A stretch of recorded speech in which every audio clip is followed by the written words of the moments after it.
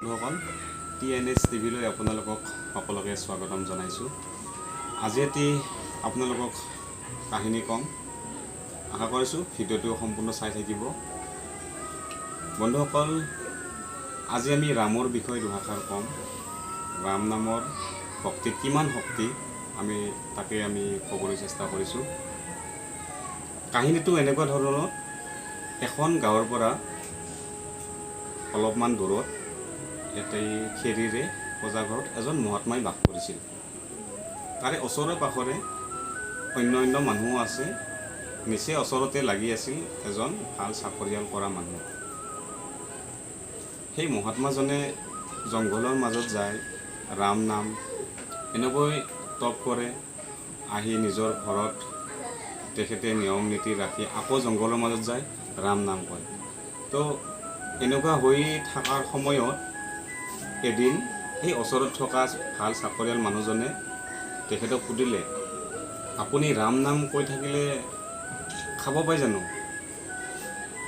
আমিতো কাম কৰিব লাগে, আপুনি ৰাম নাম লৈ থাকিলে খাব পায় নেকি? তেতিয়া মহাত্মাজনে ক'লে, হয়, মই ৰাম নাম ল'লেই খাব পাওঁ আৰু মোক ৰামেই খুৱাই আছে। তেখেতে এনেকৈ ক'লে।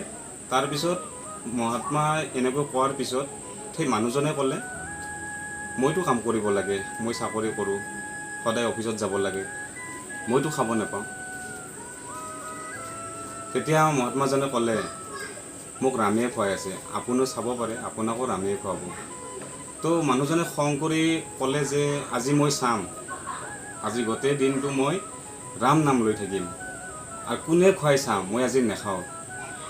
ঠিক এনেকুৱা সিদ্ধান্ত লৈ মানুহজনে ভাবিলে, ঘৰত গ'লেও ঘৰৰ মানুহে খাব দিব, ঘৰত মা আছে, ঘৰত পত্নী ল'ৰা ছোৱালী ইত্যাদি এনেকুৱা ঘৰৰ বংশৰ সকলো মানুহ আছে। তে মানুহজনে ভাবিলে, মই ঘৰতো নাযাওঁ, জংঘলৰ মাজত যাম। তেখেতে এনেকুৱা ভাবিলে, জংঘলৰ মাজত যাম বুলি ভাবি তেওঁ সেইটোৱে সিদ্ধান্ত ল'লে যে জংঘলৰ মাজত যাব। তো জংঘলৰ মাজত যায় এডাল গছৰ ওপৰত তেখেতে উঠি পেলাই ৰাম নাম লৈ সময়বোৰ গৈ আছে। ঠিক তেনে অৱস্থাতে গছৰ তলেৰে সেই সন্মুখত কিছুমান ব্যৱসায় আছে, যি ব্যৱসায় কৰা মানুহসকলে দুপৰীয়াৰ সময়ত সেই ৰাস্তাটোৰে আহি আছে। আহি থকাৰ সময়ত গছৰ তলত জিৰণি ল'লে আৰু দুপৰীয়াৰ ভোজন কৰিবলৈ সিহঁতে তৈয়াৰ কৰি আছিলে। ঠিক তেনেতে কোনোবাই সংকেত দিলে যে ডাকু আহিছে। তো বেপাৰীসকলে ভাবিলে যে আমাৰ জীৱন ৰক্ষা কৰিব লাগে, খোৱা বা ভোজনটো আমাৰ পিছত। তো মানুহকেইজনে যেতিয়া এই সিদ্ধান্ত ল'লে, তেতিয়া আৰু তাত কোনোৱে নাই, কি ভোজনালয় গোটেইবিলাক থৈ সিহঁতে প্ৰাণ ৰক্ষাৰ হোৱাত গুচি পলাই গ'ল। সেই সময়তে ডাকুবোৰ আহি পালে, আহি দেখে যে মানুহ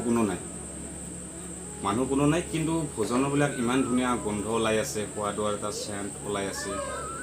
তো মানুহবোৰ ডাকুসকলে ভাবিলে কোনোবা এইটো ষড়যন্ত্ৰ আমাক মৃত্যু মুখত পেলাৰ কাৰণে, আমাৰ শত্ৰুৰ হ'ব পাৰে। চৰ্দাৰজনে ক'লে, ইয়াত ওচৰে পাঁজৰে কোনোবা থাকিব পাৰে, চোৱা তোমালোক। তো চৰ্দাৰৰ কথা শুনি কেইজনমান ডাকুৱে চাৰিওপিনে চালে, কোনো নাই।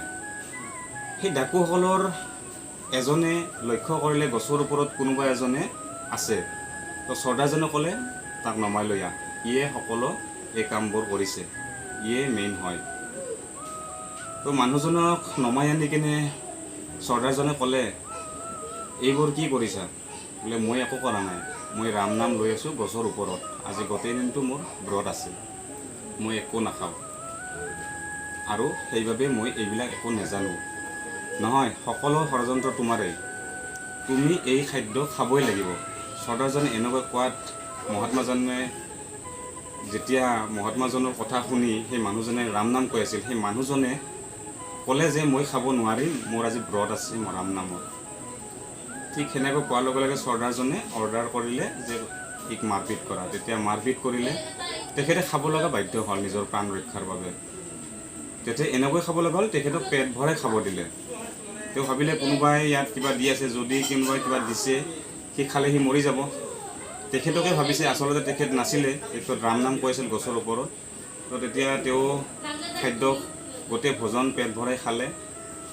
খোৱাৰ সময়তে তেখেতে ভগৱান ৰামক নাম লৈ ক'লে যে আজি মোৰ যি হ'ব লগা আছিল হ'ল, প্ৰভু আজি মই নাখাওঁ বুলি মই আজি ভাবিছিলোঁ আৰু সেইবাবে আপোনাৰ নাম লৈ মই ইয়াত ৰাম নাম কৈ আছিলোঁ, কিন্তু সকলো আপোনাৰে লীলা, সকলো আপোনাৰে লীলা বুলি আজি মই প্ৰমাণ পালোঁ।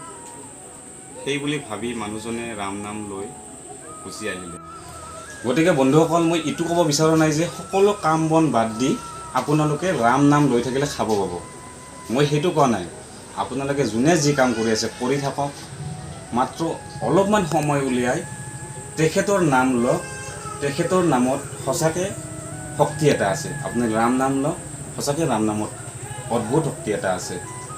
তো বন্ধুসকল, যদি ভিডিঅ'টো চাই ভাল পালে লাইক কৰিব, শ্বেয়াৰ কৰিব, আৰু যিসকলে আমাৰ চেনেলটোত নতুনকৈ আহিছে তেওঁলোকে ছাবস্ক্ৰাইব কৰিব।